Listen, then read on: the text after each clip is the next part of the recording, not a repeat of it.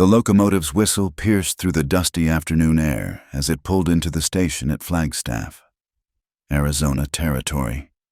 Rosalie Whitmore pressed her gloved hand against the window, watching the unfamiliar landscape roll past. Endless stretches of red earth, scattered cacti standing like sentinels, and mountains that seemed to scrape the very sky. This was nothing like Boston, nothing like the manicured gardens and cobblestone streets she'd known all her life. She clutched the worn envelope in her lap, the one containing Sawyer Creed's last letter. His handwriting was rough, practical, much like everything else she'd learned about him through their brief correspondence. He needed a wife to help run his ranch, to care for his invalid brother.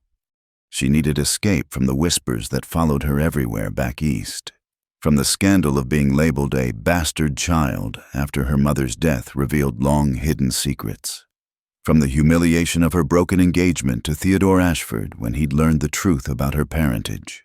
The train shuddered to a stop, and Rosalie gathered her courage along with her 2 modest trunks, everything she owned in the world, reduced to what she could carry. The platform was crowded with rough-looking men, their faces weathered by sun and wind, their clothes practical and dust-covered. She stood out like a hothouse flower among desert thorns in her navy traveling dress, the fabric already wilting in the dry heat. "Miss Whitmore?" She turned to find a tall man standing several feet away, his hat in his hands. This had to be Sawyer Creed. He was younger than she'd imagined, perhaps 30 or 22, with dark hair that needed cutting and eyes the color of winter sky. His face was all angles and planes, hardened by outdoor work, and there was something guarded in his expression as he looked at her. "Mr. Creed," she said, attempting a smile that felt brittle on her lips. "I'm pleased to finally meet you." He nodded, not returning the smile. "Call me Sawyer. We don't stand much on ceremony out here." His voice was deep, roughened like everything else about him.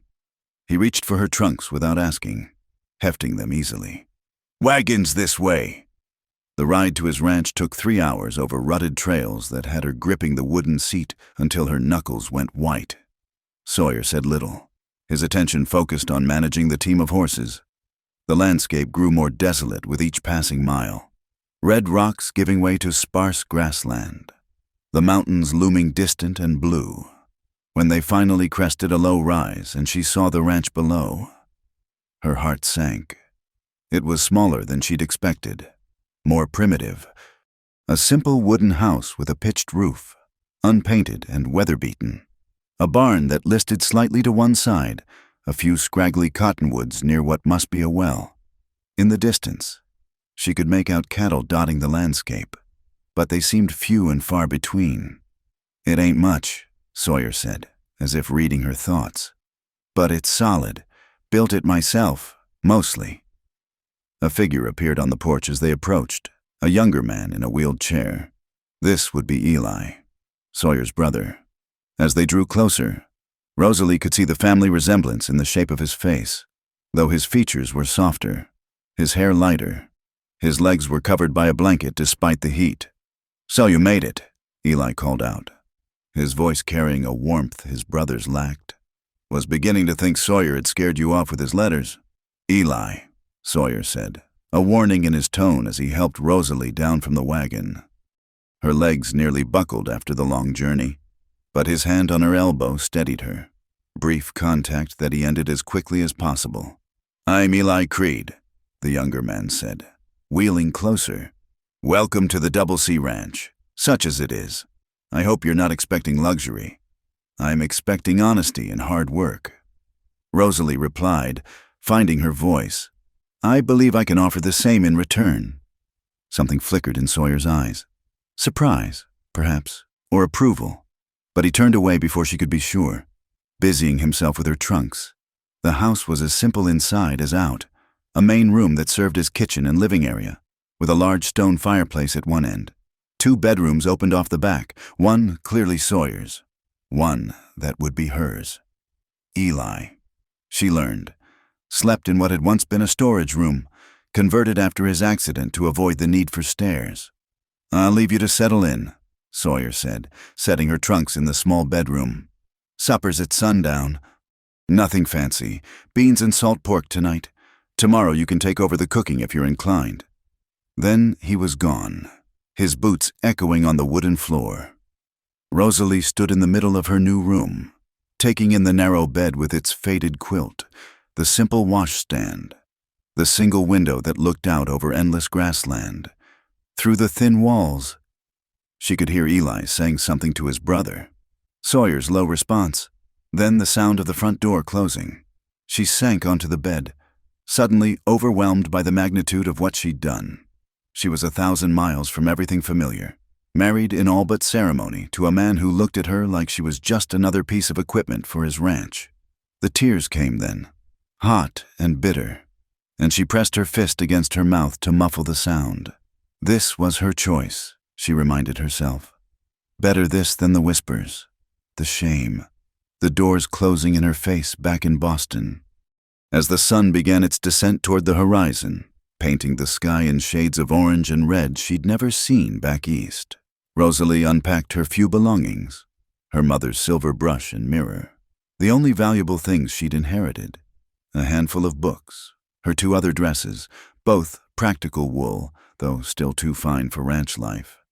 At the bottom of the trunk, wrapped in tissue, was the white nightgown she'd bought with the last of her money, a mail-order bride's concession to romance that now seemed painfully naive. The smell of coffee and beans drew her from the room as shadows lengthened outside. In the main room, Sawyer stood at the stove, his movements economical as he stirred a pot. Eli was at the table, slicing a loaf of rough bread. "There's water in the pitcher if you want to wash up," Sawyer said without turning. "Pump's out back, but I filled it earlier." "Thank you," she said, moving to the washstand in the corner. The water was lukewarm, gritty with mineral taste when she touched her damp fingers to her lips. Everything here was harsh, unforgiving. Even the water. They ate in relative silence, broken only by Eli's occasional attempts at conversation. He asked about her journey, about Boston, but Rosalie found herself giving short answers, too aware of Sawyer's presence across the table. He ate methodically, his eyes on his plate, as if she weren't even there. "Horse threw him 2 winters ago," Eli said suddenly, catching her looking at his chair. "Broke my back. Sawyer built this chair himself. Learned from a doctor in Tucson. I can get around pretty well now, all things considered." "Eli," Sawyer said again, that same warning tone. "What? She's family now, isn't she? Ought to know how things stand." Eli turned back to Rosalie. "I do what I can. Mending, keeping the books, cooking when Sawyer's out with the cattle. But it's been hard, just the 2 of us. That's why—" He stopped, glancing at his brother. "That's why I advertised for a wife."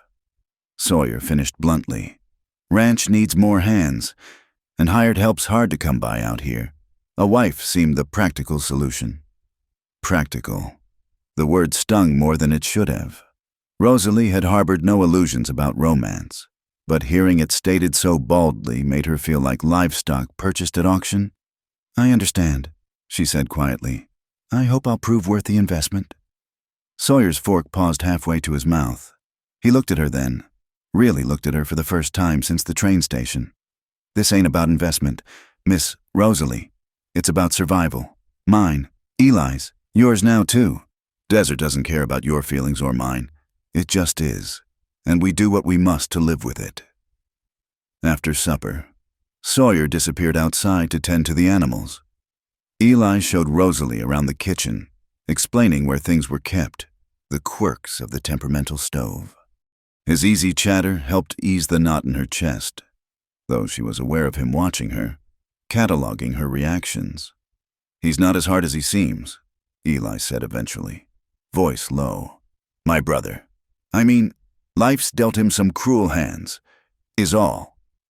Rosalie wanted to ask what he meant, but footsteps on the porch announced Sawyer's return. He brought with him the smell of horses and leather, the vast outdoors clinging to his clothes. "I'll be up before dawn," he said, not quite meeting her eyes.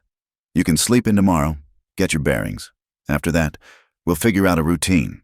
And then he was gone to his room, leaving Rosalie and Eli in the lamplight. Soon after, Eli bid her good night and wheeled himself to his own quarters, the chair creaking on the floorboards, alone in her narrow bed. Rosalie listened to the unfamiliar night sounds, wind rattling the windows, a distant coyote's howl, the creak and settle of wood adjusting to the cool night air. Through the thin wall, she could hear Sawyer moving about his room, then silence. She thought of her mother, dead 3 years now, who'd carried her secrets to the grave only to have them exposed anyway. She thought of her sisters back east, who'd been relieved to see her go, their own reputations salvaged by her absence. She thought of Theodore's face when he'd broken their engagement, the distaste that had replaced affection. And then she thought of Sawyer Creed's calloused hands, the way he'd steadied her down from the wagon, the guarded pain in his eyes when Eli mentioned his brother being thrown from a horse. Perhaps they were all broken here, she realized. Perhaps that's what the desert collected, people too damaged for anywhere else. The wind picked up outside, and somewhere in the darkness, a shutter banged against wood. Rosalie pulled the thin quilt up to her chin and closed her eyes, willing sleep to come. Tomorrow would bring new challenges, new tests of her resolve. She had traded shame for isolation, society's whispers for the desert's silence. Time would tell if she'd made the right choice. The morning came too soon. Announced by the raucous crowing of a rooster Rosalie hadn't noticed the night before. Through her window, the sky was still purple dark, stars fading as the eastern horizon began to lighten. She heard Sawyer moving about in the main room, the clank of the coffee pot, the scrape of boots on wood. By the time she'd dressed and ventured out, he was gone, leaving only fresh coffee on the stove and a plate of cold biscuits. Eli emerged from his room shortly after, wheeling himself to the table with practiced ease. "Sawyer's always out before dawn," he explained, pouring coffee for them both. "Checking the cattle, mending fences, whatever needs doing. Man doesn't know how to rest." Rosalie spent the morning familiarizing herself with the kitchen, taking inventory of their meager supplies. Salt pork, beans, flour, lard, some withered potatoes, and precious little else. She found a garden patch out back, neglected and overrun with weeds, and made a mental note to revive it if possible. "I could go to the barn," she offered when Eli mentioned needing to oil the leather tack. "I'd like to learn my way around.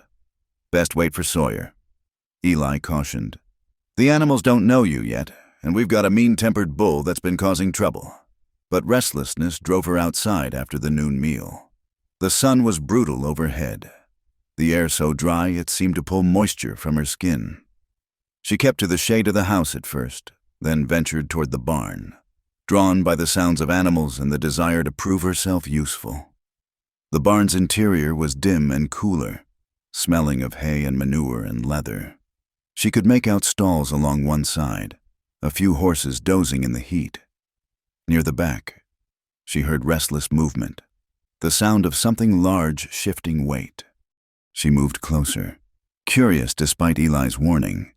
The bull was massive, black as midnight, with horns that curved wickedly from his broad head. He stood in a reinforced pen, pawing at the ground, and when he saw her, he snorted, tossing his head. "Easy there," she murmured, the way she'd heard stable hands talk to horses back in Boston. "I'm not here to bother you." The bull charged. The fence groaned under his weight, and Rosalie stumbled backward, her skirt tangling in her legs. The bull backed up for another run, bellowing now, and she knew with sudden clarity that the fence wouldn't hold. "Get back!" Strong hands grabbed her shoulders, yanking her backward as the bull hit the fence again. Wood splintered. Sawyer pushed her behind him, grabbing a pitchfork from the wall. "Get!" he shouted at the bull, jabbing the air between them. "Get on back!" The animal snorted, pawed the ground, but didn't charge again. Slowly, still facing the bull, Sawyer backed them toward the barn door, one arm extended to keep Rosalie behind him. Only when they were outside in the blazing sun did he turn to face her. "What the hell were you thinking?" His face was flushed, whether from exertion or anger she couldn't tell. "That bull would have killed you." "I didn't know." I just wanted to see. This ain't Boston." He grabbed her arms, shaking her slightly. "You can't wander around like you're in some city park. Everything out here can kill you. The sun, the animals, the land itself." They were close now, closer than they'd been since he helped her from the wagon. She could see the pulse pounding in his throat, could smell the mixture of sweat and leather and something uniquely him. His hands on her arms were rough but not painful, and underneath his anger was something else. Fear. She realized. He'd been afraid for her. "I'm sorry," she said quietly. "I should have listened to Eli." The fight went out of him as suddenly as it had come. He released her, stepping back, running a hand through his hair. "You could have been hurt bad," he said, voice rougher than before. "That bull's mean as a snake.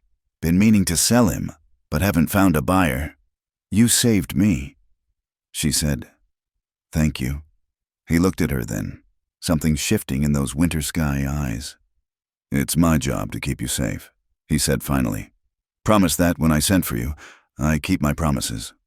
They walked back to the house in silence, but it was a different kind of silence than before. There was awareness now, crackling between them like heat lightning on the horizon. At the door, he paused. "Tomorrow I'll show you around proper," he said. "Teach you what's safe and what's not. Can't have you getting hurt on my watch."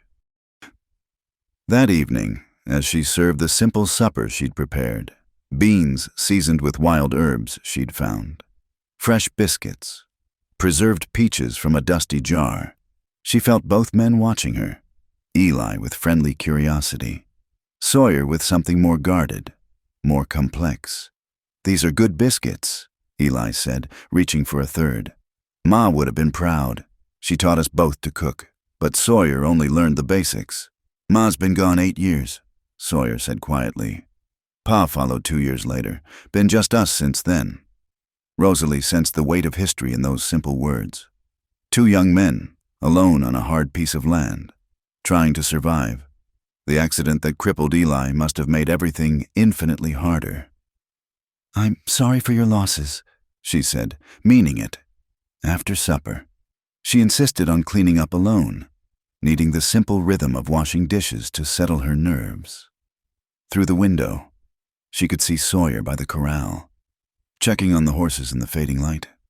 He moved with an economy of motion that spoke of years of hard work, of knowing exactly what needed doing. "He watches you," Eli said from behind her, making her start. He'd wheeled himself over quietly. "Sawyer, he tries not to, but he does. He regrets sending for me," Rosalie said, not turning from the window. "I can see it in his face."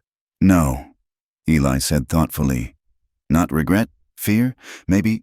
It's been a long time since he let anyone close. After Mary," he stopped abruptly. "Mary? His wife.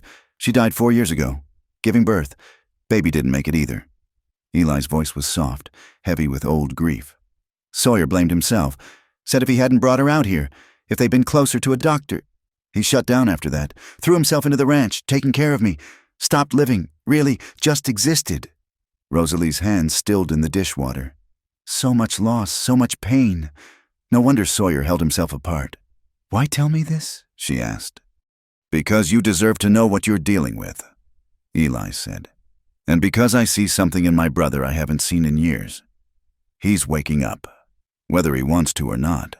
That scares him more than any mean-tempered bull." That night, a thunderstorm rolled across the desert, bringing no rain but plenty of wind and lightning. Rosalie lay in bed listening to the house creak and groan. "Sometime after midnight," she heard voices, Sawyer and Eli, in urgent conversation. She rose, wrapping a shawl around her nightgown, and peered out. Through the front window, she could see orange light flickering in the distance. "Lightning struck the hayshed," Sawyer was saying, already dressed despite the hour. "If we don't stop it, we'll lose the barn too." "I can help," Rosalie said, stepping into view. "No." Sawyer's response was immediate. "Too dangerous. You stay here with Eli." But as he ran out into the storm, Rosalie made a decision. She couldn't fight fire, but she could prepare for the aftermath. She heated water, gathered clean cloths, found the meager medical supplies. when Sawyer stumbled back an hour later, coughing from smoke, his shirt singed and hands blistered. She was ready. "Sit," she ordered, in a tone that brooked no argument. For once, he obeyed. She worked in silence, cleaning his burns, applying salve, wrapping his hands in clean bandages. He winced but didn't pull away, and when she looked up, she found him watching her with an expression she couldn't read. "The shed?" she asked. "Gone, but the barn's safe." His voice was hoarse from smoke. "You didn't have to." "Yes, I did." She tied off the last bandage. "We take care of each other. That's what families do, isn't it?" Something passed across his face. Surprise, perhaps, or recognition. His bandaged hand lifted as if to touch her face, then fell back to his lap. "Thank you," he said simply. The storm passed, leaving the air clean and sharp with the scent of sage. Rosalie helped him to his feet, and for a moment they stood close in the lamplight, the chaos of the night settling into quiet around them. "You should rest," she said finally. "So should you." Neither moved. The space between them hummed with possibility, with all the words they couldn't yet say. Then Sawyer stepped back, nodded good night, and disappeared into his room. Rosalie returned to her bed, but sleep was a long time coming. She could still feel the texture of his skin under her fingers, could still see the way he'd looked at her, like she was something unexpected, something that might be dangerous in ways that had nothing to do with bulls or storms. Outside, the desert stretched endlessly under clearing skies, and somewhere in the darkness, a coyote called to its mate. The sound was lonely and wild, but somehow less frightening than before. She was learning the language of this place, slowly but surely. And perhaps, she thought as sleep finally claimed her, she was learning the language of Sawyer Creed as well. It would take time, patience, and probably more close calls with ornery bulls.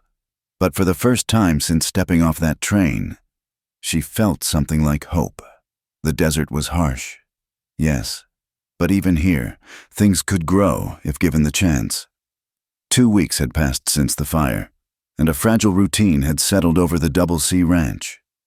Rosalie rose before dawn to prepare breakfast, worked the neglected garden through the morning hours, and spent afternoons mending clothes or helping Eli with the ledgers. The burns on Sawyer's hands had healed well under her care, though he'd been stiff and formal in his thanks, maintaining that careful distance between them. But sometimes she caught him watching her, when she hummed while kneading bread, when she laughed at one of Eli's stories, when she stood at the fence in the evening watching the sun paint the mountains crimson. In those moments, something softened in his face before he remembered to look away. It was a Tuesday morning when everything changed. Rosalie was checking on her slowly recovering garden when she heard Eli call out from the house, his voice high with distress. She ran, skirts bunched in her fists, to find him slumped in his chair, face flushed with fever. "Just came on sudden," he gasped, teeth chattering despite the morning warmth. "Cold, then hot." She pressed a hand to his forehead and nearly jerked back from the heat. "We need to get you to bed. Sawyer's in the south pasture," Eli managed. "Won't be back till dark." Rosalie didn't hesitate. She'd seen fever before, had nursed her mother through the illness that eventually took her. She knew how quickly it could turn dangerous, especially out here where the nearest doctor was a day's ride away. With strength born of necessity, she helped Eli transfer to his bed, struggling with his dead weight but managing through sheer determination. She stripped him down to his underclothes, ignoring his weak protests about propriety, and began the routine she remembered. Cool cloths on pulse points, windows open for air circulation, constant vigilance. By noon, the fever had spiked higher. Eli thrashed in delirium, calling for his mother, for Sawyer, for someone named Clara. Rosalie stayed by his side, replacing cloths, spooning water between his cracked lips, praying to whatever power might listen in this God-forsaken land. She found the medicine chest, pitifully understocked but containing willow bark and feverfew. She brewed a strong tea, the bitter smell filling the small room, and managed to get some down Eli's throat between his rambles. His skin burned like the desert sand at midday, and she could feel her own panic rising like bile. "Please," she whispered, bathing his face again. "Please don't leave us. Don't leave him. He's lost too much already." The sun tracked across the sky, and still Sawyer didn't return. Rosalie's back ached from bending over the bed. Her hands were raw from wringing out cloths. But she didn't stop. She talked to Eli constantly, about Boston, about her sisters, about anything that might anchor him to this world. "You have to get better," she told him as shadows lengthened outside. "Who else will tell me embarrassing stories about your brother? Who'll teach me to play chess properly?" As if summoned by her words, she heard hoofbeats approaching fast. Moments later, Sawyer burst through the door, taking in the scene with wild eyes. "How long?" he demanded, crossing to the bed in 2 strides. "Since morning. The fever won't break." She moved aside to let him close, saw the fear naked on his face as he gripped his brother's burning hand. "Eli," he said roughly. "Eli, you hear me? You're not going anywhere, understand? For the next hours." They worked in tandem. Sawyer knew remedies Rosalie didn't, a poultice made from desert plants, a way of arranging the body to promote cooling. She watched him work with gentle efficiency, saw how his hands shook when he thought she wasn't looking. Midnight came and went. Eli's breathing grew shallow, labored. Sawyer hadn't spoken in an hour, just sat holding his brother's hand with a grip that must have hurt. "Tell me about Clara," Rosalie said softly. Sawyer's head jerked up. "What?" He called for her, in the fever. A muscle worked in Sawyer's jaw. "Girl from town. Eli was sweet on her before." He gestured helplessly at the chair in the corner. "After the accident, her father wouldn't let her visit. Said Eli wasn't a whole man anymore." The cruelty of it took Rosalie's breath. "That's monstrous. That's life out here." But there was pain in Sawyer's voice. Old anger. "Eli never said, but I know it broke something in him. Bad enough to lose his legs, but to lose her too." Rosalie reached across the bed, covered Sawyer's hand with hers. He stiffened but didn't pull away. "He's strong," she said. "Stronger than anyone gives him credit for. He'll fight this." "He shouldn't have to fight so hard," Sawyer said, voice breaking. "He's 24 years old. Should be married, raising babies, not stuck in that chair depending on his broken brother." "You're not broken," Rosalie said fiercely. He looked at her then, really looked at her, and she saw everything. The guilt, the loneliness, the weight of responsibilities that would crush a lesser man. "Ain't I?" he whispered. Before she could answer, Eli stirred. His breathing changed, deepened. When Rosalie pressed her hand to his forehead, the skin was cooler, damp with honest sweat instead of fever. "It's breaking," she breathed. "The fever's breaking." Sawyer made a sound that might have been a sob, bending over his brother. Eli's eyes fluttered open, focused with difficulty on the faces above him.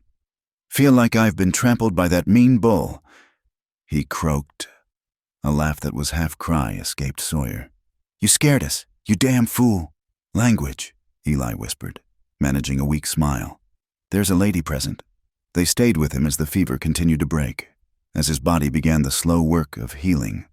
Dawn was painting the walls pink when Eli finally fell into true sleep, his breathing easy and regular. Rosalie stood to stretch her aching back and stumbled, exhausted. Sawyer caught her elbow, steadying her, and for a moment they stood frozen in the early morning light. "You saved him," Sawyer said, voice rough. I can't." "We saved him," she corrected gently. "Together." His hand came up to cup her cheek, the touch so tender it made her heart stutter. His thumb brushed across her cheekbone, and she realized she was crying. When had that started? "Rosalie," he said, and it was the first time he'd said her name like that, like it meant something, like it was precious. The moment stretched between them, fragile as spun glass. Then from the bed came Eli's voice, weak but amused. "If you two are going to court, could you do it somewhere else? A man needs his sleep." Sawyer jerked back, color flooding his face. "Rest," he ordered his brother gruffly. "We'll be in the other room if you need anything." In the kitchen, an awkward silence fell. Rosalie busied herself making coffee with shaking hands while Sawyer stood by the window, watching the sun rise over his land. "Thank you," he said finally. "What you did. I've never seen anyone work so hard for someone they barely know." "He's not someone I barely know," Rosalie said quietly. "He's family. My family now." When she turned with the coffee pot, Sawyer was closer than she'd expected. She could see the exhaustion in the lines around his eyes, the vulnerability he so rarely let show. "I'm not good at this," he said. "At feeling things. After Mary, I shut it all down. Easier that way." "I know," Rosalie said simply. "Do you?" He took the coffee pot from her hands, set it aside. "Do you know that every morning I tell myself not to watch for you in the garden? That every night I lie awake listening for your breathing through the wall? That when I saw that bull charging at you, I thought my heart would stop?" The words hung between them, raw and honest. Rosalie's breath caught in her throat. "I know I'm not what you deserve," he continued, voice dropping. "You should have a proper husband, not some broken-down rancher who doesn't know how to be gentle anymore." "But I—" She stopped him with her fingers against his lips. "You are gentle," she said. "I've seen it. The way you care for Eli, the way you handle the horses, the way you touched my face just now. You're not broken. Sawyer, you're just hurt. There's a difference." He caught her hand, pressed it flat against his chest, where she could feel his heart racing. "I don't want to hurt you," he said. "I don't think I could bear it." "Then don't," she said simply. They stood there as the house came alive with morning sounds, birds calling, wind stirring, the everyday miracle of another day beginning. Neither moved to close the distance between them, but neither pulled away either. "We should check on Eli," Sawyer said finally, though he didn't release her hand. "We should," she agreed, not moving. Another moment passed before they stepped apart, and even then it was with reluctance.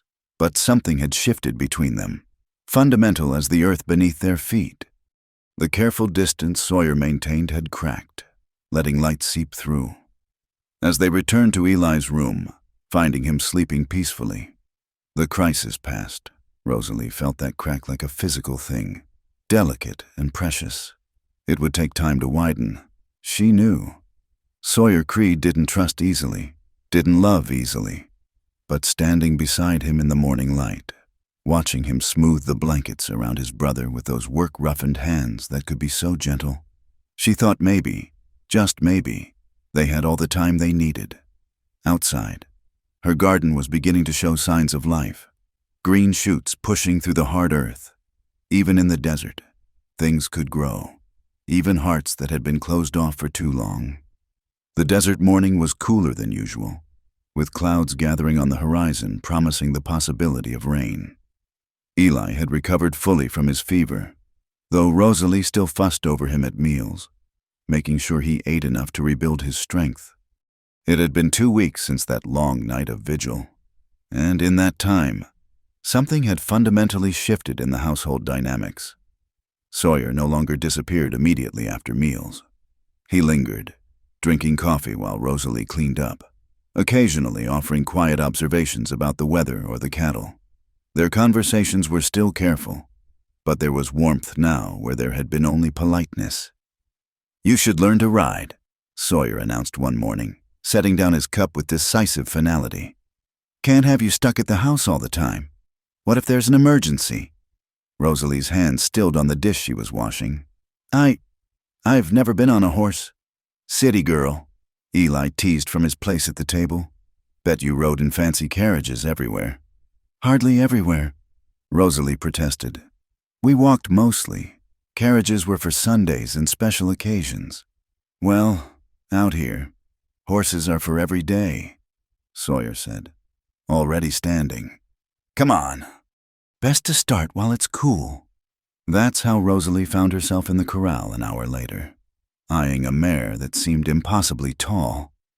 "Buttercup," Sawyer called her, claiming she was the gentlest horse they had. "She doesn't look gentle," Rosalie said, taking in the way the horse's ears swiveled to track her movement. She looks like she's plotting something. Sawyer's mouth twitched in what might have been amusement. You're scared. I'm appropriately cautious, she corrected, chin lifting. Here. He took her hand, placed it on the mare's neck. Feel that? She's calm. Horses can sense fear, so you need to be confident. Tell her you're in charge. I'm in charge, Rosalie told the horse dubiously.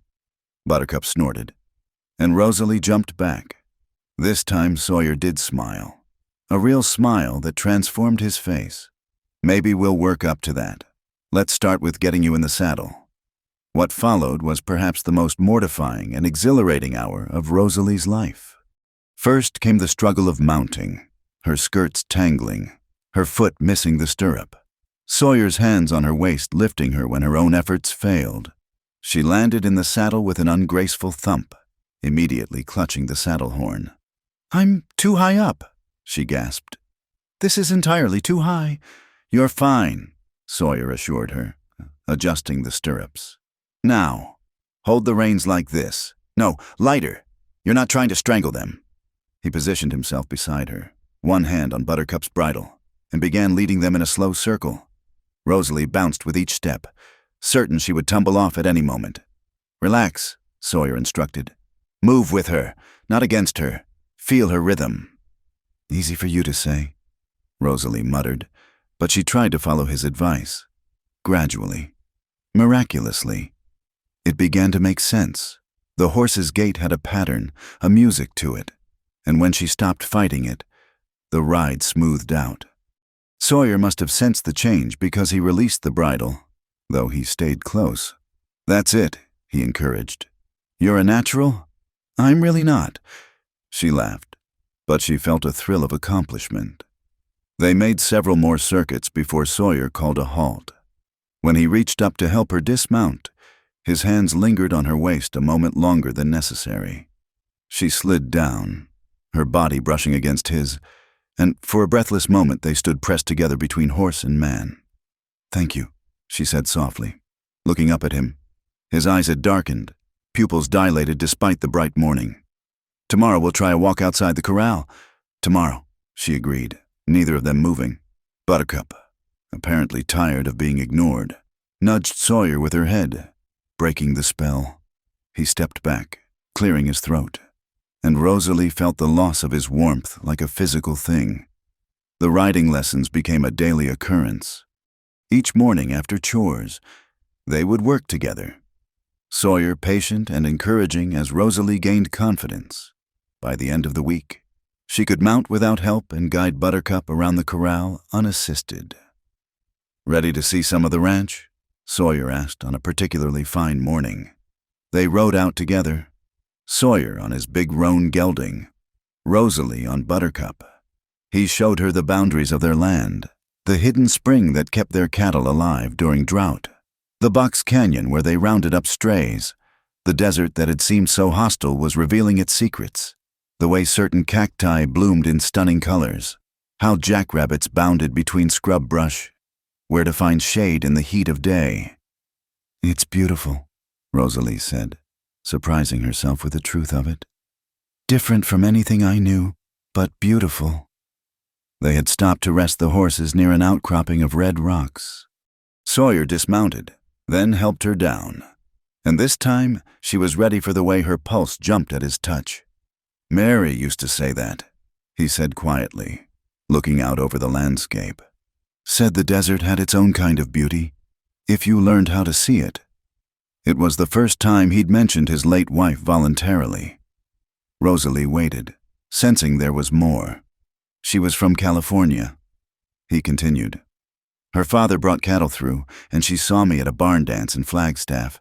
Don't know what she saw in a rough rancher, but she insisted on marrying me. Her father was furious, said she was throwing her life away, but she didn't see it that way. No. His voice was soft with memory. She said life was what you made it, wherever you were. Said love was worth any hardship. He paused, jaw tightening. She was wrong about that. Love wasn't worth her life. Sawyer, we should head back, he said abruptly, turning toward the horses. But that evening, As Rosalie sat writing a letter to her sisters, a letter full of carefully edited truths, she heard a soft knock on her door. "Come in," she called, expecting Eli. It was Sawyer, looking uncomfortable but determined. In his hands was a small wooden box. "Thought you might want this," he said, holding it out. "For your writing." She opened it to find an inkwell and several pen nibs, finer quality than anything she'd brought from Boston. "Where did you—" "Flagstaff. Had to go for supplies last month." He shifted his weight. "I noticed yours was getting low." She ran her fingers over the smooth glass of the inkwell, touched beyond words. It wasn't just the gift. It was that he'd noticed, that he'd thought of her. "Thank you," she said, looking up at him. "It's perfect." He nodded, turned to go, then paused in the doorway. "What you said today, about the desert being beautiful, Mary would have liked you." Then he was gone, leaving Rosalie clutching the box and feeling like she'd been given something far more precious than writing supplies. As the days passed, these moments accumulated like rare rainfall. Sawyer teaching her to read weather signs and cloud formations, the way he steadied her when Buttercup shied at a snake, how he'd started saying her name more often, savoring the syllables. The evening he found her struggling with a tangled harness and worked beside her to fix it, their fingers brushing repeatedly in the lamplight. Eli watched it all with knowing eyes and occasional comments that made Sawyer scowl and Rosalie blush. "You two dance around each other like it's some kind of barn social," he said one evening after Sawyer had abruptly left the room when Rosalie laughed at something and touched his arm. "Don't know whether to find it amusing or frustrating. We're not dancing around anything," Rosalie protested, but her cheeks burned. "Right," Eli drawled. "And I'm going to sprout new legs tomorrow." She threw a dishcloth at him, which only made him laugh harder. But late that night, unable to sleep, she stood at her window looking out at the star-filled sky and admitted the truth to herself. She was falling in love with Sawyer Creed, had probably been falling since that first morning when he'd saved her from the bull. The question was what to do about it. Through the thin wall, she could hear him moving about his room, restless as she was. She pressed her hand against the rough wood, imagining she could feel his presence on the other side. Somewhere in the darkness, a coyote called, and its mate answered, lonely sounds that weren't quite so lonely when paired. Tomorrow, she decided. Tomorrow she would be brave. Tomorrow she would stop pretending that what was growing between them was merely friendship or convenience. The desert had taught her that life was too precious and too precarious to waste on hesitation. But when morning came, it brought with it complications that would test every resolve she'd made in the darkness. A lone rider approached as they were finishing breakfast, spurring his lathered horse hard. Sawyer went out to meet him, and through the window, Rosalie could see his face changing as the man spoke, growing hard and closed off in a way she hadn't seen in weeks. When he came back inside, his movements were sharp, agitated.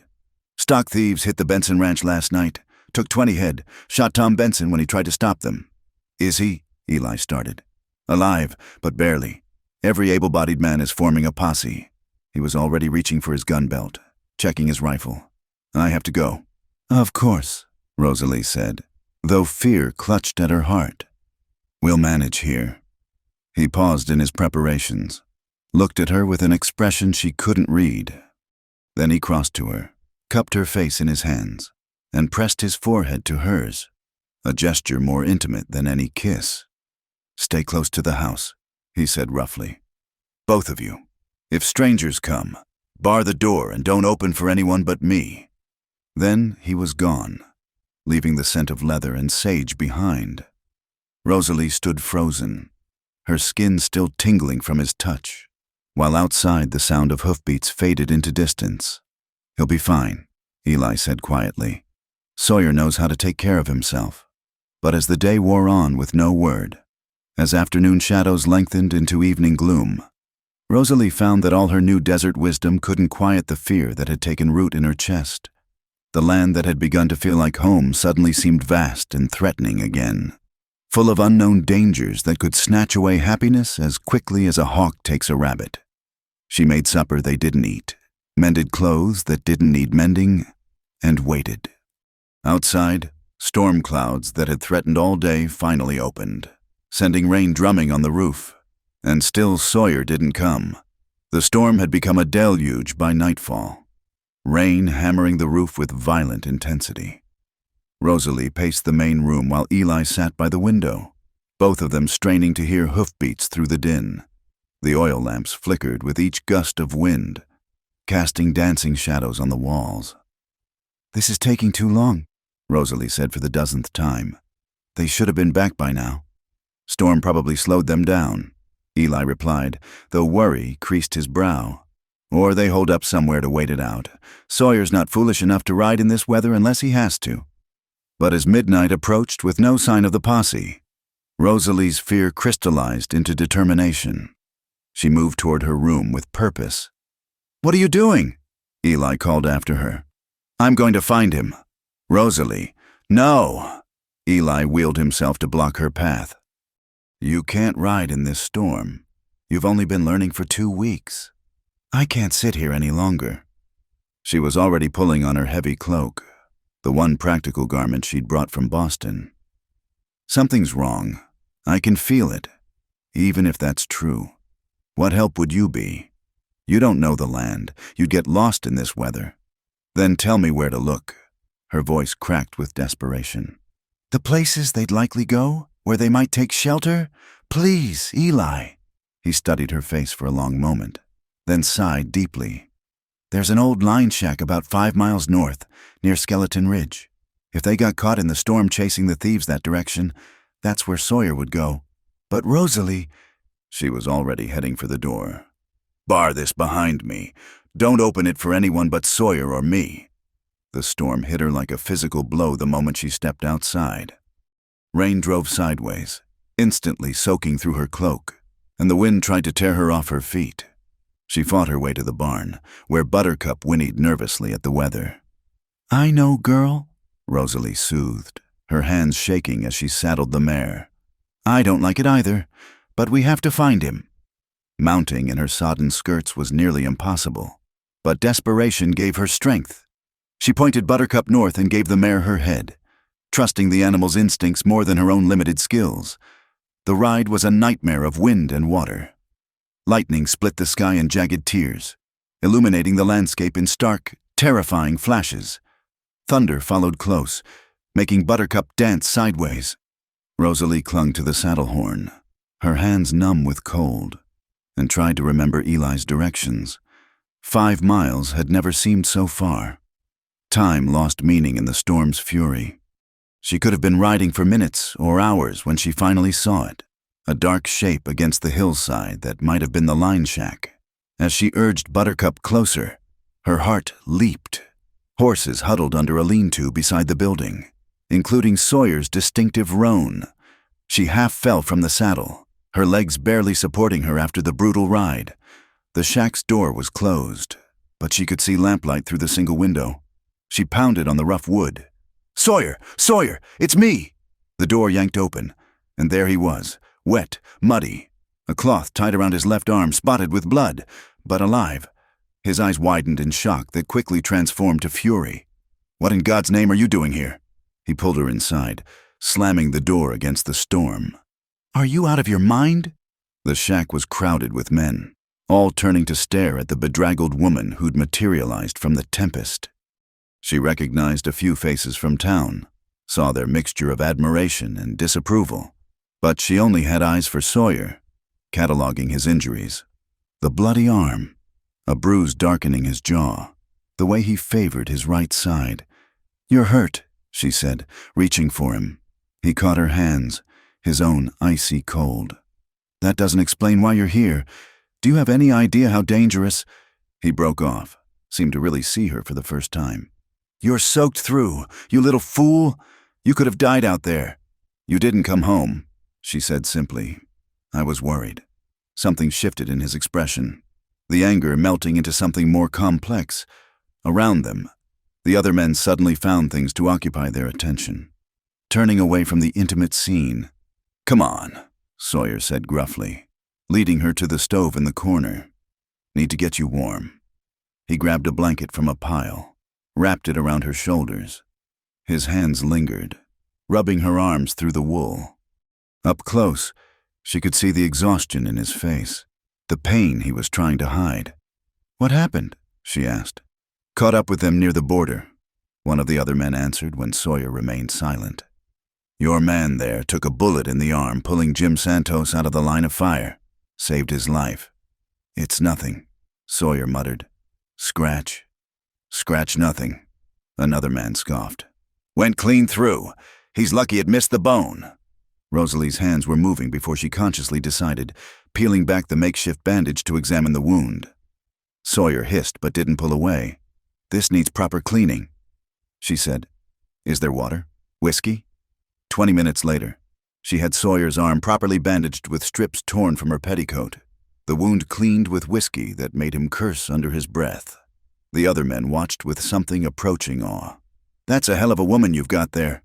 Creed," someone said. "Riding through that storm, patching you up without flinching.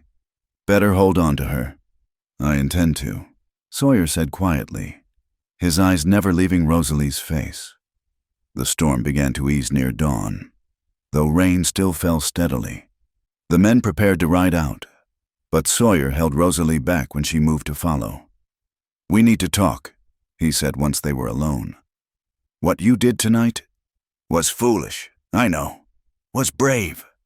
He cupped her face in his hands, thumbs brushing her cheekbones. "Foolish as hell, but brave. When I saw you at that door, soaked and shaking, I've never been so angry and so relieved at the same time. I couldn't just wait," she whispered, not knowing if you were hurt or...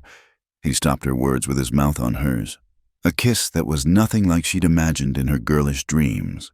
This was desperate, almost rough, tasting of whiskey and rain and need too long denied. She gripped his shoulders, afraid if she let go he might disappear into the storm again. When they finally broke apart, both breathing hard, he rested his forehead against hers. "You're going to be the death of me, woman." "Don't say that," she said fiercely. "Don't ever say that." He kissed her again, gentler this time, an apology and a promise. "We should go. Eli will be worried sick." The ride home was slow, the horses picking their way carefully through the mud.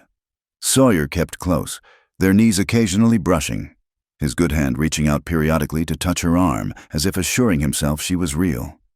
Eli nearly wept with relief when they walked through the door, soaked and exhausted, but whole. He fussed over them both, insisting on examining Sawyer's arm, making hot coffee, stoking the fire until the room was almost uncomfortably warm. "Of all the fool stunts," he kept muttering, but his voice was fond. "Both of you deserve each other, stubborn as mules." Rosalie changed into dry clothes, her hands shaking with delayed reaction. When she emerged from her room, she found Sawyer slumped in a chair by the fire, eyes closed. Eli had retreated to his room, giving them privacy. She approached quietly, but his eyes opened when she near. "Thought I dreamed you," he said, voice rough with exhaustion. "Showing up in that storm like some kind of avenging angel." "Hardly an angel," she said, settling on the floor beside his chair. "Angels probably have more sense." His good hand found her hair, still damp despite toweling. "Thank you," he said simply, "for coming after me, for caring enough to risk it." "Always," she promised, catching his hand and pressing it to her cheek. "I'll always come after you." They sat in silence as the fire crackled and rain pattered against the windows. Outside, the storm was finally passing, leaving the desert washed clean. But inside, something new had been born in the tempest. Not just acknowledgement of their feelings, but a tested bond, forged in fear and relief and the kind of love that drives people to extraordinary acts. "Stay with me," Sawyer said suddenly. "Not in your room. Here. Just stay." She understood what he was asking, not for anything improper, just for presence, for the comfort of nearness after a night that had shown them both how quickly loss could come. Yes, she said simply. She fetched blankets, made a pallet on the floor beside his chair. He protested that she should take the chair, but she insisted he needed rest more. Eventually, exhaustion won, and he dozed off with his hand tangled in her hair. Rosalie stayed awake, watching the flames die to embers, feeling the solid warmth of his hand, listening to his breathing even out in sleep.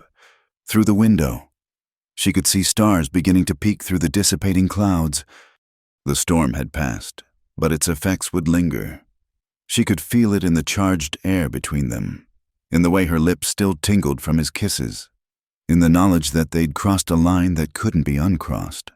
When dawn light crept across the floor, Sawyer stirred. He looked down at her with wonder, as if still not quite believing the night's events. "No regrets?" he asked softly. "None," she assured him. "You?" Instead of answering with words, he tugged gently on her hair until she rose on her knees. The kiss was soft, sweet, a greeting to the new day and whatever it might bring. "No regrets," he confirmed against her lips. "Never with you." Outside, the desert steamed in the early sun, puddles reflecting the sky like scattered mirrors. The world looked different after the storm, cleaner, newer, full of possibility. Just like them, Rosalie thought. Changed by the tempest, but stronger for it. The weeks following the storm passed in a golden haze. Though Sawyer's arm healed quickly under Rosalie's care, the walls between them had crumbled entirely. He still rose before dawn to tend the ranch, but now he woke her with a gentle kiss before leaving. In the evenings, they sat close by the fire, her hand in his, no longer pretending indifference. It was Eli who suggested they needed proper supplies for winter. "Unless you're planning to court my future sister-in-law on beans and salt pork forever," he'd said with a meaningful look at Sawyer. So they'd made the journey to town, all three of them. Eli driving the wagon while Sawyer rode alongside and Rosalie perched on the seat, her hand occasionally brushing Eli's arm for balance. The intimacy of it, the simple domesticity, made her heart swell. But their happiness proved fragile when Marshal Wade stopped Sawyer outside the general store. "Need a word." "Creed," the lawman said, his weathered face grave.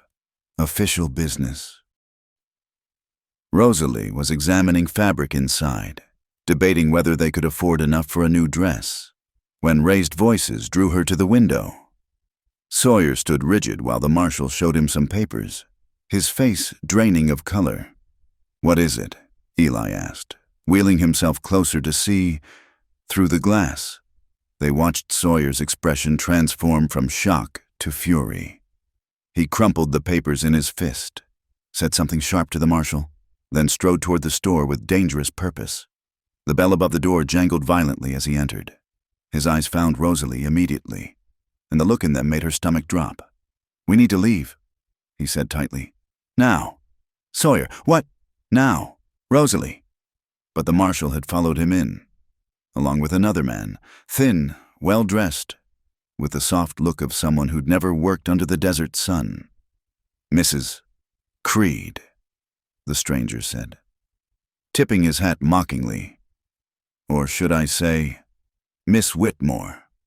I'm Gerald Ashford, attorney at law. I believe you knew my cousin Theodore." The fabric slipped from Rosalie's numb fingers. "How did you find you? Oh, my dear, did you really think you could simply disappear? Theodore's family has considerable resources. When his fiancée vanished amid such scandal, well," he smiled unpleasantly, "we've been looking for quite some time." "Former fiancée," Rosalie said, finding her voice. "The engagement was broken." "Ah, but not legally. You see, there were contracts, agreements between your late father and Theodore's family, financial arrangements that your flight has complicated considerably." Sawyer moved to stand beside her, his presence solid and reassuring. "Whatever claims you think you have, she's my wife now. That ends it." Ashford's smile widened. "Does it? Because according to my research, no marriage certificate was ever filed in this county. Makes one wonder about the validity of your claim. Mr. Creed." The store had gone silent, other customers turning to stare. Rosalie felt heat rise in her cheeks, not from shame, but from anger. "The marriage is real," she stated firmly. "More real than anything I had with Theodore." "Perhaps, but reality and legality are different things." Ashford produced his own sheaf of papers. Miss Whitmore entered into a binding agreement. Her departure caused considerable embarrassment and financial loss to the Ashford family. They're prepared to forgive the debt if she returns to fulfill her obligations. "Over my dead body," Sawyer growled. "That could be arranged," Ashford said coolly. "You're harboring a fugitive from justice." "Mr. Creed, the law takes a dim view of such things." Marshal Wade shifted uncomfortably. "Now, hold on. Nobody's talking about fugitives here. This is a civil matter." "For now," Ashford agreed. "But fraud charges could be filed. Theft of property. Miss Whitmore left with items that technically belong to her fiancé. It could get quite ugly." Rosalie's mind raced. She remembered the jewelry Theodore had given her, sold long ago to pay for her journey west. "I took nothing that wasn't mine. The courts might disagree, unless—" He paused dramatically. "You return voluntarily. Theodore is still willing to honor the original agreement, despite the complications." "She's not going anywhere," Sawyer said flatly. "Then I'll return tomorrow with the marshal and a warrant," Ashford replied. "You have 1 day to see reason." After he left, the store buzzed with whispers. Rosalie stood frozen until Sawyer's hand on her elbow guided her outside. Eli was already at the wagon, his face grim. "We're leaving," Sawyer said shortly. "Forget the supplies." The ride home was silent except for the creak of wheels and clop of hooves. Rosalie stared at her clasped hands, mind churning. She'd been naive to think she could simply start over, that the past wouldn't follow. Back at the ranch, Sawyer paced the main room like a caged wolf while Eli watched with concern. "We could fight it," Eli suggested. "Get our own lawyer." "With what money?" Sawyer's laugh was bitter. "You know what we have saved. Barely enough to see us through winter." "I'll go back," Rosalie said quietly. Both men turned to stare at her. "No," Sawyer said immediately. "Absolutely not. I won't have you arrested for protecting me. I won't see the ranch destroyed because of my past." She met his eyes steadily, despite the tears threatening. "This is my mess to clean up." Sawyer crossed to her in 2 strides, gripped her shoulders. "You're not going back to him. I don't care what papers they have. And if they arrest you, if they take the ranch, what happens to Eli then?" "We'll manage," Eli said firmly. "Family sticks together." Family. The word broke something inside her. "You don't understand. Theodore, he's not a bad man, but he's weak. His family controls him. They'd make my life a misery just to prove they could, but at least—" "Stop." Sawyer's voice was rough. "Just stop. You're not sacrificing yourself for us." "Then what do you suggest?" she cried. "Run? Where? With what money?" And they'd just follow again. Sawyer was quiet for a long moment, then straightened with a sudden decision. "The hunting cabin," he said to Eli. "Up on Black Mountain. Nobody knows about it except us." "Sawyer," Eli's voice held warning. "It'll buy us time. Few weeks. Maybe enough to figure something out." He turned back to Rosalie. "Pack light, only what you can carry on horseback. We leave within the hour." "What about the ranch, the cattle?" "I'll manage things here," Eli said. "Tell anyone who asks that you went to Tucson for supplies. That'll throw them off for a few days at least." Rosalie wanted to protest, to say she couldn't let them upend their lives for her. But the determination in Sawyer's eyes stopped her. This was what love looked like. Not pretty words or grand gestures, but the willingness to fight for each other against all odds. They packed quickly, efficiently. Bedrolls, food, ammunition, the bare essentials for survival. As Rosalie tucked her mother's silver brush into her saddlebag, she wondered if she'd ever see this room again. The sun was setting as they prepared to leave, painting the sky in shades of pink and gold. Eli gripped Sawyer's hand tightly. "You be careful up there," he said. "Both of you. Take care of yourself." Sawyer replied, "If trouble comes, I'll handle it." Eli's smile was crooked but genuine. Wouldn't be the first time. Go on now, before you lose the light. They rode out as shadows lengthened across the desert, heading for mountains that loomed purple in the distance. Rosalie looked back once at the ranch that had become home, at Eli's silhouette in the doorway, and wondered if happiness was always this fragile, this fleeting. "We'll come back," Sawyer said, reading her thoughts. "This isn't permanent."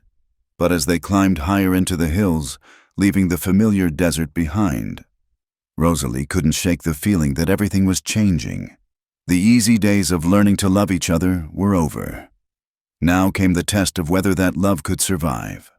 The cabin appeared just as full darkness fell, a small structure built into the mountainside, nearly invisible until they were upon it. Inside, it was sparse but clean, with a stone fireplace and a single room that would serve as everything. Sawyer built a fire while Rosalie unpacked their few supplies. When flame finally caught, casting dancing shadows on the walls, he sat back on his heels and looked at her. "I'm sorry," he said. "This isn't what you deserve, hiding in the mountains like outlaws." She knelt beside him, took his face in her hands. "I'm exactly where I want to be. With you, the rest, we'll figure it out." He kissed her then, deep and desperate, as if trying to prove something words couldn't express. When they finally broke apart, both breathing hard, he rested his forehead against hers. "I love you," he said, the words rough as if torn from somewhere deep. "Should have said it sooner. Should have married you proper, in a church with witnesses and papers to shove in that bastard's face." "You love me," she repeated wonderingly. "That's all that matters?" They made their bed by the fire, spreading blankets on the hard floor. Outside, wind sang through the pines, a lonely sound that emphasized their isolation. But wrapped in Sawyer's arms, feeling his heartbeat steady against her back, Rosalie felt safer than she had in days. "Tell me we'll be all right," she whispered into the darkness. His arms tightened around her. "We'll be all right," he promised. "I'll make sure of it." But as sleep finally claimed her, Rosalie wondered if love and determination were enough against the forces arrayed against them. In the morning, they would have to face hard truths and harder choices. For tonight, though, she let herself believe in the sanctuary of his arms, in the possibility that two damaged people could build something whole together, even if they had to do it in hiding. The mountains kept their secrets well. Perhaps they would keep theirs too, at least for a while. Life in the mountain cabin settled into an unexpected rhythm. The first week passed in adjustment, learning to haul water from the stream, to cook over the open fire, to live in such close quarters. But there was a sweetness to the simplicity, a honeymoon quality despite the circumstances that drove them there. Mornings began with Sawyer rising first, stoking the fire and heating coffee, while Rosalie burrowed deeper into the blankets. He'd taken to hunting at dawn, usually returning with rabbits or the occasional deer that would keep them fed. She'd learned to skin and prepare game, her city-bred squeamishness overcome by necessity. "You're getting good at that," Sawyer observed one morning, watching her work with efficient movements. "I had an excellent teacher," she replied, smiling at the memory of his patient instruction. In the afternoons, while he chopped wood or scouted the area, she worked to make the cabin more livable. She'd found dried herbs hanging in the rafters, left from some previous occupant, and experimented with seasoning their simple meals. She mended their clothes by the fire's light, humming songs her mother had taught her. It was during the second week that she first noticed the changes in her body. The queasiness came in waves, particularly in the mornings. At first she attributed it to the change in diet, the altitude, the stress of their situation. But when her monthly time came and went without sign, a different understanding dawned. She said nothing at first, holding the possibility close like a secret warmth. But Sawyer was observant, especially where she was concerned. "You're pale this morning," he said, watching her push away her breakfast. "Are you ill?" "Just tired," she deflected, but saw the worry creep into his eyes. That afternoon, Eli arrived. They heard him coming long before he appeared, the careful progress of horse and travois up the mountain path. Sawyer went out to meet him, rifle in hand until he was certain, then hurried to help his brother navigate the rough terrain. "You shouldn't have come," Sawyer said, lifting Eli from the modified saddle he'd crafted. "It's too dangerous." "Had to," Eli grunted, settling into the wheeled chair they'd hauled up for him. "Things have gotten complicated down below." Inside the cabin, over coffee, he delivered his news. "Ashford's still in town, staying at the hotel. He's got the marshal visiting the ranch every day, checking if you've returned. But that's not the worst of it." "What else?" Rosalie asked, though she dreaded the answer. "Word's gotten out about why you left Boston. The whole town's talking. Some folks are sympathetic, but others—" He shook his head. "Martha Pearson's been particularly vocal. Says the ranch is harboring a Scarlet woman, that it's a scandal." Rosalie felt heat rise in her cheeks. Martha Pearson, the widow who'd looked down on her from the beginning. "Let her talk," Sawyer said harshly. "Gossiping Biddy with nothing better to do. It's affecting business." Eli continued reluctantly. "Jensen canceled his order for cattle. Says he can't deal with folks of questionable character." The weight of it settled over Rosalie like a shroud. Her presence was destroying everything Sawyer and Eli had built. "There's more," Eli said, pulling out a letter. "This came yesterday." Rosalie recognized the handwriting immediately. Her eldest sister, Margaret. With trembling hands, she opened it, read the brief, cold lines. "Your scandal has reached us even here. Theodore's family threatens to expose father's financial irregularities if you do not return. For the sake of our family's reputation and our younger sister's prospects, I beg you to do your duty."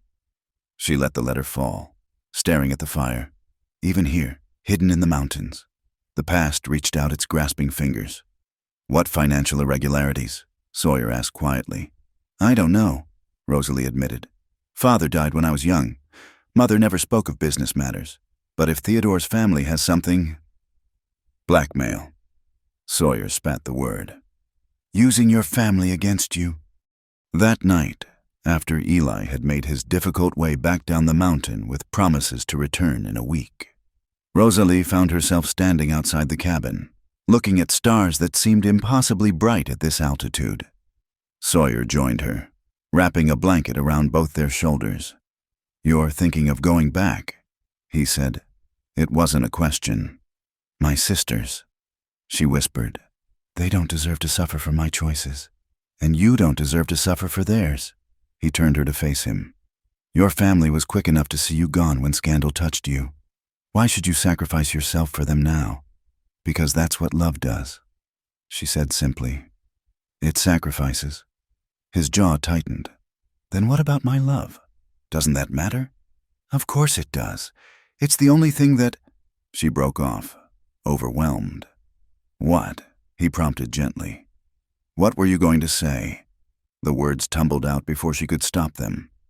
"I think I'm carrying your child." The silence stretched between them, filled with the sound of wind in pines and distant coyote calls. Sawyer's face went through a series of expressions: shock, wonder, fear, and finally something that looked like awe. "You're—" His hand moved tentatively toward her still flat stomach. "Are you certain?" "As certain as I can be without a doctor." She covered his hand with hers. "I wanted to wait, to be sure before I told you, but—" He kissed her, cutting off her words. When he pulled back, his eyes were bright with unshed tears. "A baby," he breathed. "Our baby." "Yes, then that settles it." His voice grew firm. "You're not going anywhere near Theodore Ashford or his family. I'll see us all dead first." "Sawyer, no." He gripped her shoulders. "I lost Mary and our child. I will not lose you and this baby. Not to save your sister's reputations. Not to save the ranch. Not for anything." "Then what do we do?" she asked. "We can't hide here forever." He was quiet for a long moment, then spoke with a sudden decision. "We get married, proper married, with papers and witnesses. Then we fight." "How?" "The nearest town. There's a Mexican settlement, 2 days' ride south. They won't care about Boston scandals or Theodore Ashford. We get married there, file the papers, make it legal beyond question." His eyes blazed with determination. "Then we go back and face them down. And if they still pursue the other charges, then we sell the ranch and start over somewhere else. California, maybe, or Oregon, somewhere Theodore Ashford's reach doesn't extend." He cupped her face.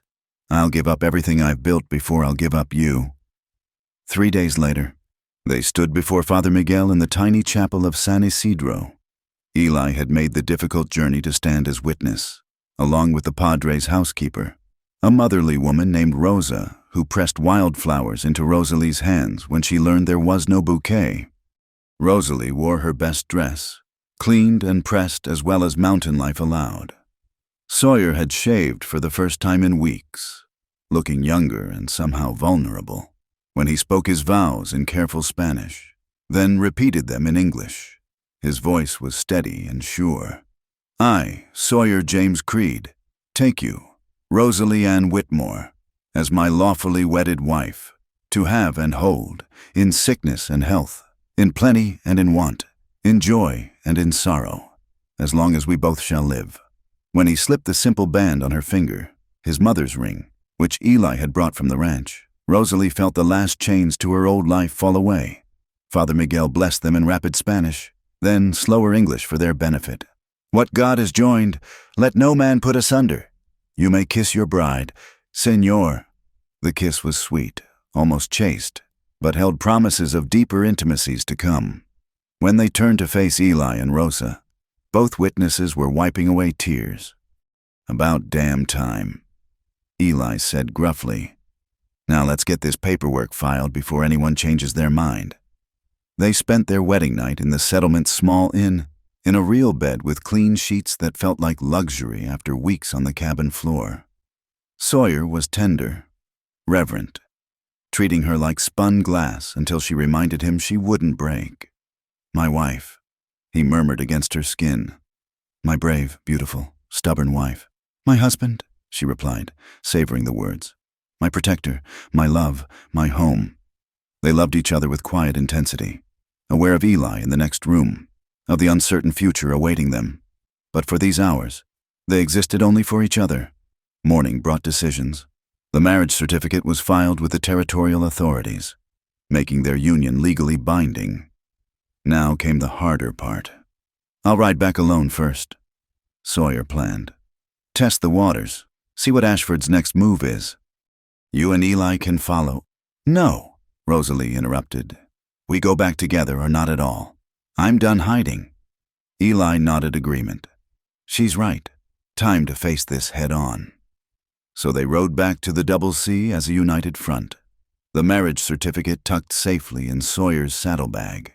As they descended from the mountains, the familiar desert landscape spread before them. Rosalie felt a complex mix of emotions. Fear, yes, but also determination. She was no longer the frightened girl who'd fled Boston.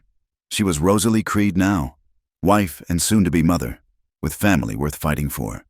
Whatever awaited them in town, whatever schemes Theodore's family had crafted, she would meet them with her head high. The desert had taught her strength. Sawyer had taught her courage, and the new life growing within her gave her purpose. "Ready?" Sawyer asked as the ranch came into view. "Ready," she confirmed, reaching over to squeeze his hand. They rode toward home together, no longer hiding, no longer running. The mountains had given them sanctuary when they needed it, but now it was time to claim their place in the sun. The return to the ranch proved anticlimactic at first. The house stood empty but undisturbed, dust motes dancing in afternoon sunlight through windows Eli had left open for air. Everything was as they'd left it, yet somehow different, or perhaps it was Rosalie who had changed. "Ashford's still in town," Eli reported after checking with the nearest neighbor. "But he's getting impatient. Marshal Wade's been asking when you'll return. Then let's not keep them waiting," Sawyer said grimly. "Tomorrow we go to town and end this." That night, Rosalie couldn't settle. She paced the main room while Sawyer cleaned his rifle and Eli worked on the ledgers, trying to salvage what business relationships he could through carefully worded letters. "You should rest," Sawyer said. watching her with concern. The baby is fine," she assured him, though she placed a protective hand over her still flat stomach. I need to do something." She found herself in the kitchen, kneading bread with perhaps more force than necessary.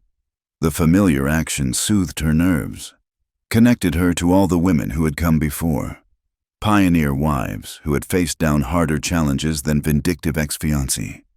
Near midnight, the first pains came. At first, she dismissed them as worry, as the effects of their hard journey. But when dampness spread between her thighs and cramping seized her abdomen, terrible understanding dawned. "Sawyer," she gasped, gripping the table edge. He was beside her in an instant, taking in her pale face, the way she hunched forward. "What is it? What's wrong?" "The baby," she whispered. "Something's wrong with the baby."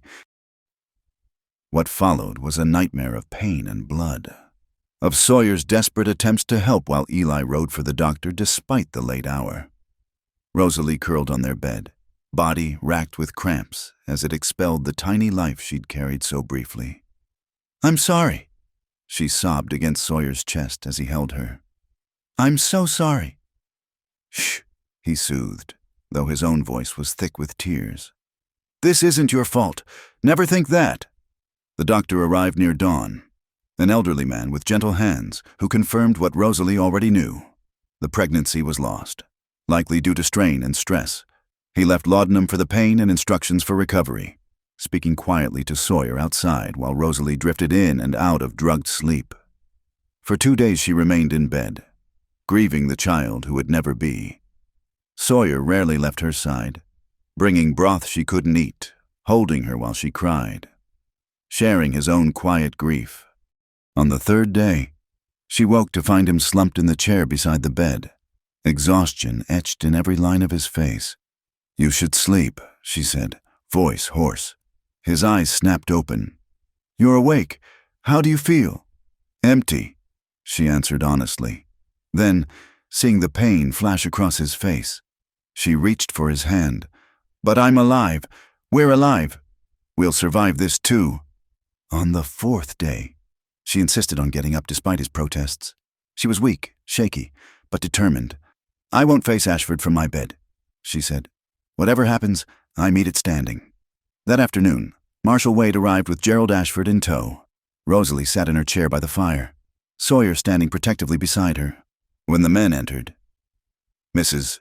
Creed," Ashford began with false courtesy, then paused. "You look unwell. State your business," Sawyer said coldly. Ashford produced his papers with a flourish. "I've been patient, but my clients demand resolution. Miss Whitmore." "Mrs. Creed," Sawyer corrected, pulling out their marriage certificate. "Legally wed in San Isidro 4 days ago. Whatever claim you thought you had is void." Ashford examined the document, his smooth confidence faltering. "This changes the legal standing, but not the moral obligations. The scandal, the broken promises." "The only scandal," Rosalie interrupted, finding strength in anger, "is that Theodore's family would send you to hunt down a woman who wanted nothing more than to escape a loveless match. The only broken promises were his, promises of affection that vanished the moment my parentage was questioned. Be that as it may." "No." She stood, swaying slightly but waving off Sawyer's supporting hand. "I've lost enough to the Ashford family. You'll get nothing more from me. The financial irregularities are lies, or ancient history, or someone else's shame you're trying to pin on a dead man." Her voice grew stronger with each word. "I call your bluff, Mr. Ashford." "Take your threats back to Boston. Tell Theodore I wish him well in finding a bride who meets his family's sterling standards. But that bride will never be me." Ashford's face flushed. "You can't simply—" "I can and I do." She stepped forward, and something in her face must have shown the steel forged by desert life and recent loss. "I've buried dreams in this land, Mr. Ashford. I've bled into its soil. That makes me more part of it than you could ever understand. So take your papers and your threats and get out of my home." The silence stretched taut. Then Ashford gathered his documents with shaking hands. "This isn't over," he said, but the threat lacked conviction. "Yes, it is." Marshal Wade spoke up. "I've kept quiet out of courtesy, but I'm done. This woman's legally married. There's no crime here except harassment. You've got 1 hour to leave town. Ashford, or I'll arrest you for disturbing the peace." After they left, Rosalie sank back into her chair, strength suddenly gone. Sawyer knelt beside her, gathering her hands in his. "That was magnificent," he said. "You were magnificent. I don't feel magnificent," she admitted. "I feel hollowed out." He pulled her against him, and she breathed in his familiar scent, leather and sage and home. "We'll heal," he promised. "Both of us, together." Winter came gently that year, bringing cooling winds and occasional rain that coaxed the desert into brief bloom. Rosalie healed slowly, body and spirit, tended by Sawyer's patient love and Eli's cheerful presence. The scandal died down as scandals do, replaced by newer gossip. Some neighbors remained cool, but others, seeing how the Creeds faced down trouble, grew friendlier. By spring, when the cacti burst into improbable flower, Rosalie was strong again. She stood in her thriving garden one April morning, watching Sawyer work with a new colt, when the familiar queasiness returned. This time, she waited longer to be sure, to hope. "I have something to tell you," she said one evening as they sat watching sunset paint the mountains. Sawyer looked at her, and she saw he already knew. Hope and fear warred in his eyes. "I'm carrying our child," she said softly. Again. He pulled her close, burying his face in her hair. "We'll be careful," he said. "So careful. No stress, no riding, no living in fear," she finished. "This child will be born from love, not anxiety. I feel it. Sawyer, this time is different." And it was. The pregnancy progressed smoothly, Rosalie blooming like her garden. Eli appointed himself chief protector, barely letting her lift a finger. Sawyer watched her with wonder, hands gentle on her growing belly as he felt the first kicks. When labor came on a December night with stars crystal bright overhead, the doctor was already there. Sawyer had insisted he stay the week at their expense. The birth was long but uncomplicated, and just as dawn broke over the desert, their daughter's first cry pierced the air. "She's perfect," the doctor announced, placing the baby in Rosalie's exhausted arms. 10 fingers, 10 toes, and a set of lungs that'll wake the whole territory." Sawyer touched his daughter's dark hair with trembling fingers. "She's beautiful, like her mother." "What will you call her?" Eli asked from the doorway. Having stayed awake through the night, Rosalie looked at Sawyer, seeing her own thought reflected in his eyes. "Hope," she said. "Hope, Mary Creed." "Hope," he repeated, and smiled, that rare, transformative smile that made him look years younger. "Perfect." They christened her on a spring day when the desert was in full bloom. The small church was packed. Neighbors who'd once whispered now came to celebrate, won over by the family's resilience. Even Martha Pearson brought a hand-stitched blanket, gruffly mumbling congratulations. As Rosalie stood with her husband and daughter, watching Eli make faces to entertain the baby, she thought about the journey that had brought her here. From Boston scandal to mail-order bride, from stranger to wife, from loss to joy. Every step had led to this moment. "No regrets?" Sawyer murmured, echoing his question from so long ago. "None," she assured him, lifting her face for his kiss. "How could I regret the path that brought me home?" Outside, the desert stretched endlessly under a brilliant blue sky. It was still harsh, still demanding, but Rosalie had learned its language. More than that, she'd learned her own strength, forged in its crucible. That evening, as they sat on the porch watching sunset transform the mountains, Hope sleeping peacefully in her basket, Rosalie penned a final letter to her sister. "You asked me once what kind of life I could have in the wilderness with a stranger. I have found the answer. I have a life filled with purpose, with challenge, with a love deeper than anything Boston society could offer. I have a husband who sees my strength, not my scandal. I have a daughter who will grow up free under endless skies. I have become myself at last, Margaret, and that self is exactly where she belongs. She sealed the letter, knowing it would be her last correspondence with her old life. Tomorrow would bring new challenges. Ranching was never easy, and there would be droughts and storms and all the hardships of frontier life. But tonight, surrounded by her family, listening to the coyotes sing their wild songs to the stars, Rosalie Creed was simply, completely happy. The desert had taught her many things, but perhaps the most important was this: love could bloom anywhere, even in the harshest soil, if it was tended with courage and faith. And in the growing shadows, as Sawyer's hand found hers and Eli's laughter drifted from inside the house, she knew that their love would continue to grow, deep-rooted and enduring as the ancient mountains themselves. Thank you so much for listening to this Wild West love story.